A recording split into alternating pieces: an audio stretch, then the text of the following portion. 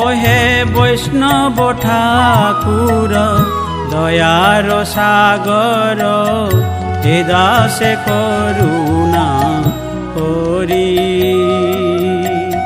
দিয়া পদ ছায়া শোধ হে আমায়, দিয়া পদ ছায়া শোধ হে আমায়, তোমার চরণ ধরি।